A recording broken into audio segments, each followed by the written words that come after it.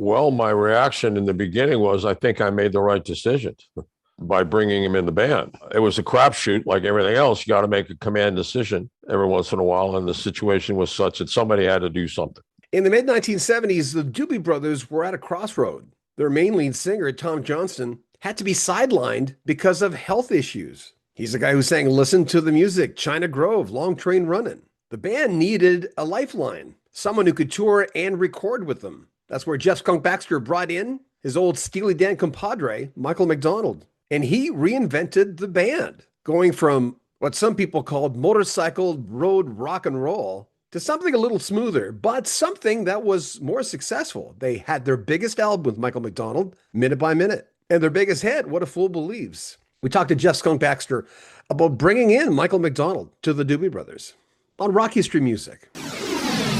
Jeff Skunk Baxter was more than just a guy with that walrus mustache and aviator shades. He was a guitar chameleon who shaped the sound of two major American rock bands before shifting into a widely diverse solo career. Born in Washington, D.C. in 1948, Baxter cut his teeth as a session guitarist in the late 60s and soon found himself co-founding Steely Dan. His melodic leads and jazz-informed licks became a defining part of the band's early sound on albums like Countdown to Ecstasy and Pretzel Logic. But when Steely Dan decided to stop touring in '74, Baxter pivoted, joining the Doobie Brothers in the beginning as a guest artist on albums like Their Third, The Captain and Me, and its follow-up, What Were Once Vices Are Now Habits, in '74. But by 1975, Jeff Skunk Baxter was a full-fledged member of the Doobie Brothers on their Stampede album. He went on to becoming a mainstay on records like Taking It to the Streets, featuring a new lead singer, Michael McDonald, which was suggested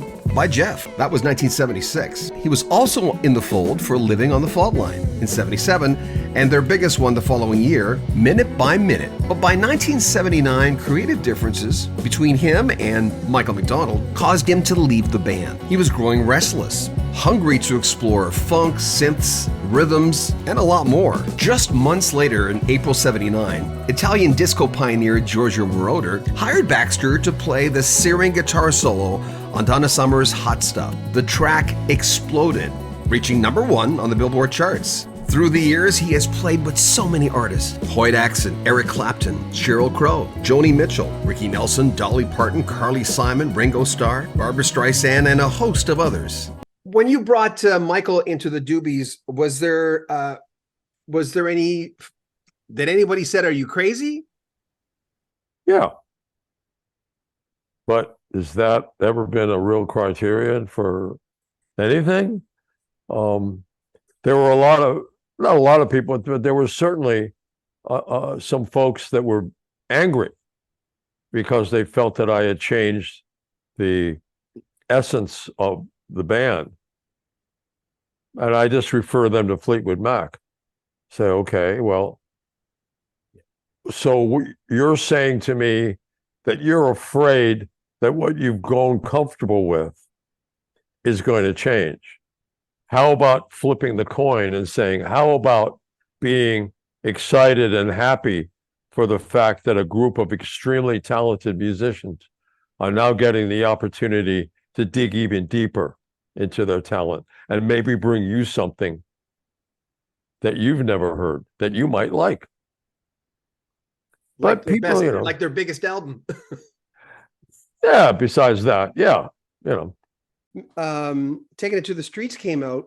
From the inside, what were you seeing for reaction? Well, my reaction in the beginning was, I think I made the right decision by bringing him in the band.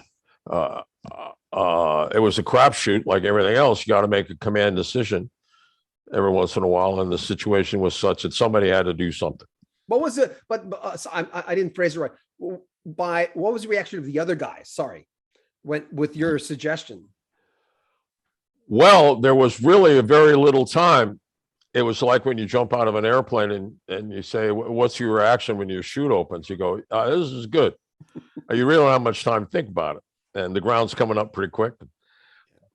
The reaction was good because it was very quick. I mean, I literally sent Michael a plane ticket to New Orleans to come and rehearse because we were going to do a show that we had canceled in 10 days from when I called Michael. And so when he showed up and played with the band, everybody really enjoyed it. I mean, he's a great musician. They loved his voice. He was and still is really easygoing. So there was no tension, friction, conflict. It went amazingly well. We went out to play that show after we rehearsed for like 8 days, and we got 5 encores. So something must have worked.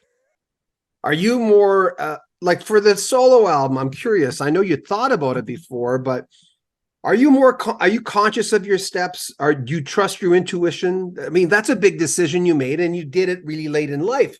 Seemed like it worked out really well. But when you make life decisions, just kind of curious, man to man, I mean, how conscious are you going, I'm going to do this? Do you have to think things out a lot? How does that process go for you? Depends. If I have time, I'll give it some thought. When Tommy got sick backstage at Louisiana State University, there was no time. Somebody had to make a command decision right away. So I am a big believer in trusting your gut feeling. I read that book, Blink, and I believe that the gentleman has a good point. I think he's right on the money. The problem with not trusting your gut is you overthink things. So it's a fine line.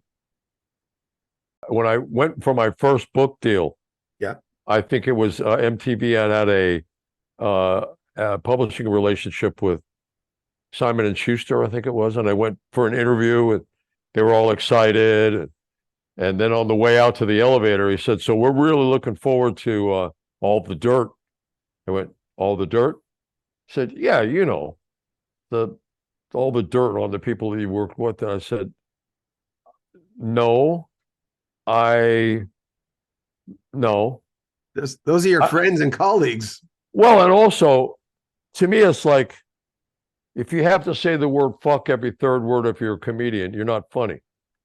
So if what you're hiring me for is to dish out, gossip and be an audio or a version of the National Enquirer, no. And they said, "Well, then we really don't have much to talk about." I said, "Fine. Better to have this understanding now." Yeah. Yeah, there's been a couple of sessions that were really ugly. And I've only walked out of 2 recording sessions in my whole life. Because again, you're a craftsman, you're a tradesman. If you're a plumber, you don't walk out, you fix it. If you're a surgeon, you don't walk out, you fix it. So there were only a couple of times where it just got to be so overbearing that I thought, I just suggest get somebody else. Yeah. Are you, first of all, did your parents both, are your parents around, or your mother's not, you said? Right. No, my mom passed away a few years ago. My dad passed away about 12, 13 years ago. Sorry. No, I appreciate it. So did they get a chance to see you working for the government? My dad did. Absolutely. What was his reaction? Well, was extremely happy for me. Yeah. And what was interesting, and I'm not going to get into a lot of details because we're talking about things that are classified and stuff, but I never knew what my dad really did because I didn't have any clearances when I was a kid. Then when he retired, he didn't have any clearances and I couldn't tell him what I was doing. So a 4-star general, or the 3-star at the time, I went to him and I said, "Sir, if I give you my dad's DD 214, which is his Department of Defense documents, can you get him a high-level security clearance for 24 hours?" And he said, "Sure, I'll do it." So then my dad and I went into a SCIF, which is a secure compartmentalized intelligence facility, and sat down and started to talk. And it was amazing. I had no idea. And he had no idea. And then, of course, when I took him to the Pentagon a couple of times when I was there, and and people are walking down the hall. I go, "Hey, Loy, how you doing?" I'm going, "Oh man, all right, we got to talk. We got Oh to my talk. God. We got to talk." That's great. When you were with the Doobie Brothers and Steely Dan stages, were you reading as much then? Yes. Really? Yeah, I love to read, and it's just what. And if I have a question, I guess now people go on the internet as much as possible and try to find the answers. But at the time, there was really no internet other than what was happening over at ARPA and the national labs. So it was books.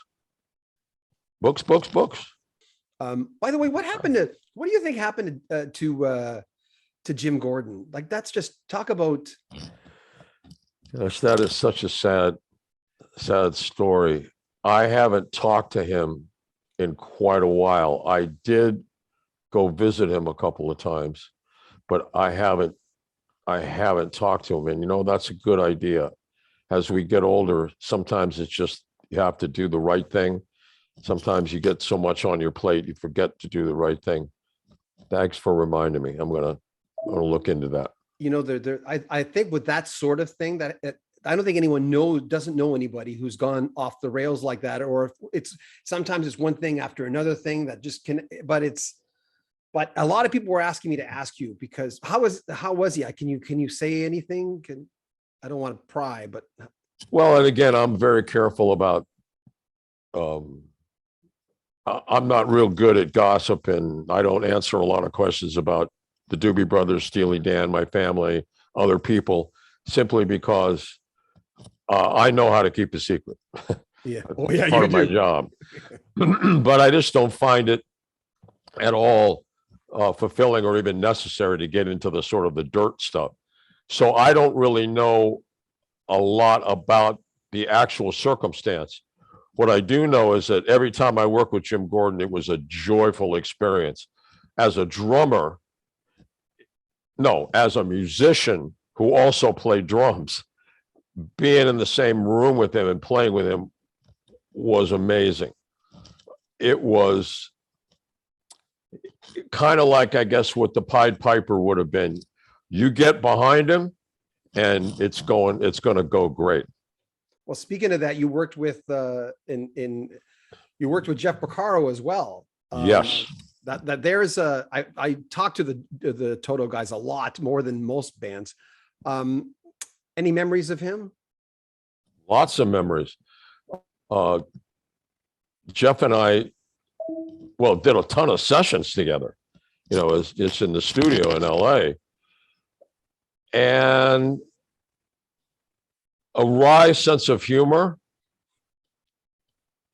never down. And his sense of humor was, because when you're in the studio, I mean, there's some crazy stuff that happens. Number one, if you're first call, which I'm proud to have been, those guys, there's a certain camaraderie, and there's also a certain cockiness. I mean, you're there because you're the pro from Dover. There's nothing you can't do. Or if there is, you're not going to say it, and you're going to do it anyway. So every time I worked with him on any session, there was this tremendous wave of confidence, like with everybody else that I worked with. And Jeff had good jokes. He was like Jay Graydon. He had good jokes. And I'll think of it. Hal Blaine? Hal Blaine. Jokes. Constant. Really? So Jeff had some good ones. But his playing was, how can I describe this? Was inviting. In other words, some players play in a box. And, it's nice that you're there, but, he's here, you're here, you're here. Jeff's playing was inviting. His playing style was like an open book. So when you played with him, you could peer into the structure of what he was doing. And besides the fact that it was just great, no matter what, it was joyous, it was fun. There was never Yeah, we did a lot of serious work, but we never obsessed about it. And he was, like I say, very inviting, and it was wonderful to play with him. One more drummer, Jim. You brought Jim into Steely Dan, correct? Jimmy Hodder. Oh man, what a drummer! What a drummer! You listen to that stuff, Yeah. and I have a number of my drummer friends said, "Who played drums?" I said, "Jimmy Hodder." Well, who's Jimmy Hodder?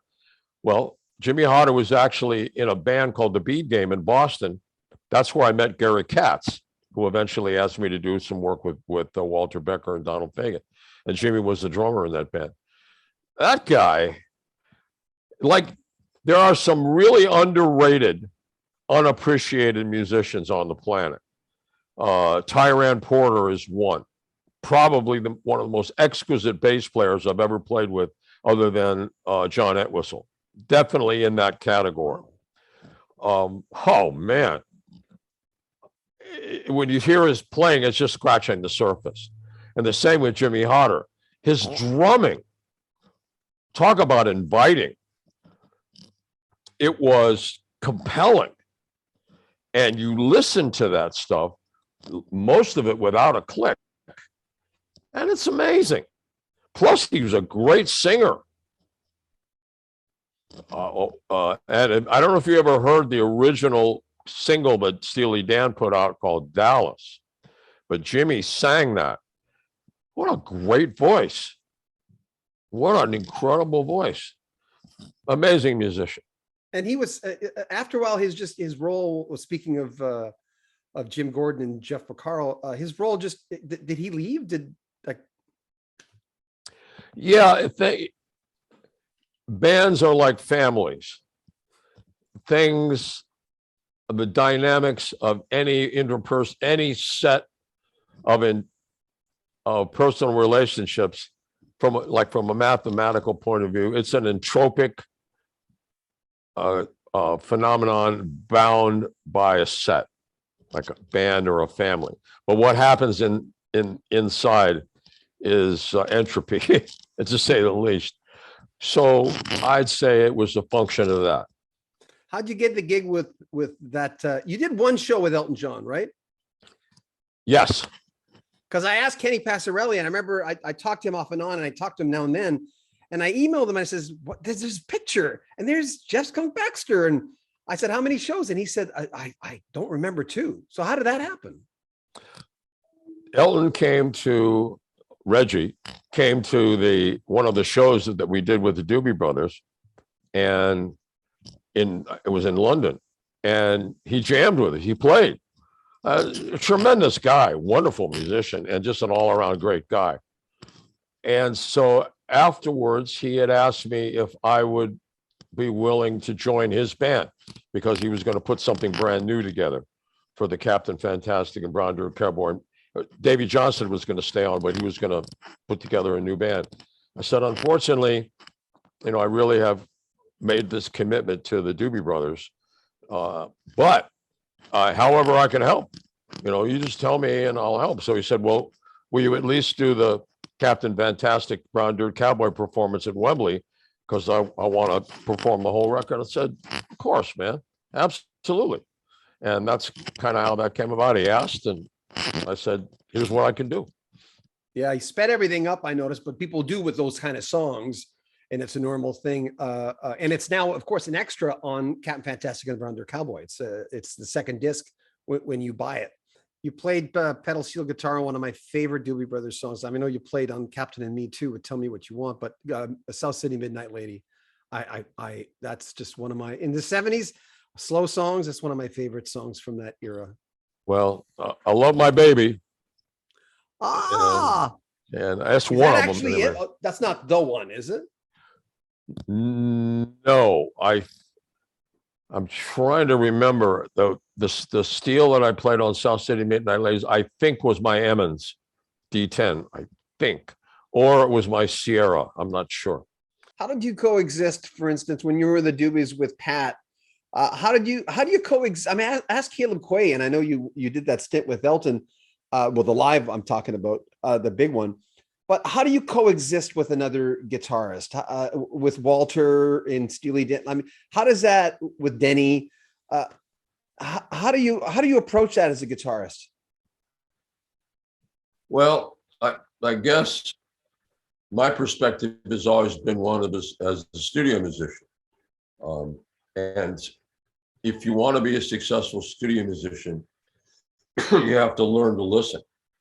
And you also, there is an etiquette amongst players that develops where you give space to other players. It's always interesting when sometimes you go in and, you know, young players or folks that have never had much experience in the studio, all they do is they just want to play and play and play and play more and more and more and more. And you sort of sit back and you go, okay, that's what you want to do. Sooner or later, you'll wear yourself out, and then we'll get down to business. So to me, it's a question of etiquette and a question of understanding that everyone has something to offer and finding the best way to pull all that together, you know, to assemble that in a way where everybody can interact in a way that produces the best product. Why did Elliot Randall do the solo and Reeling in the Years? It was that like the beginning or a germ of Walter and Donald just having this vision of what the song, I mean, how did that happen? Well, Elliot was a friend of mine. I mean, we'd played together when we were kids, meaning, you know, when we were like teenagers. So it just made sense. I mean, I have no problem. Again, I'm a studio guy, right guy for the job. And I thought he did an incredible job. There were other songs that Denny played on, which was killer. And then there were songs that was right for me. So again, I just look at it as from a professional music standpoint. It was the right guy for the job. So ego hasn't gotten in your way of getting done what you needed to get done, it sounds like, because I hear ego, even though people don't say that word when I talk to them. I mean, I'm 62. I've interviewed a lot of people I love, but why isn't that part of your software? Well, we all have an ego. And I think. Yeah, but it doesn't sound like it got in your way of getting to do what you had to do, though. Well, I think maybe it was my upbringing. My father had taught me that the most important thing is doing a great job, and nothing should stand in the way. And we're all human, of course. And I'm not, you know, the perfect, you know, egoless person sailing through the world. And one of the things my dad did teach me was how to channel energy. I mean, he wasn't a guru. He was senior vice president of the world's largest advertising agency. But the idea being that to be creative, there are things that will waste your energy. There are things that will draw off your energy, ego being one of them. So if you have this feeling, channel that into doing a great job. Use that force. Use the force, Luke. It's May 4th, by the way. It's May 4th. It's May 4th, so it's May the Force be with you today anyway. That's right. So I guess I took my dad's advice to heart, and it also leaves you less vulnerable, because I think if you're driven by your ego, it creates sometimes situations that will eventually affect you in a negative manner. It's like, again, my dad taught me that if I'm faced with a problem, my first thought should be, wow, this is cool. Yeah, okay. As opposed to, oh God, what am I going to do? You know, waste of energy. Yeah. Waste of time. Yeah. Absolutely. Remember, if you want to support the channel, there's a PayPal link at the top of every single one of our videos. Subscribe to our channel, click the bell notifications so you won't miss anything. Also, like our videos, comment on them, and share them on social media. I'm John Bowden. This is Rock History Music. Take care.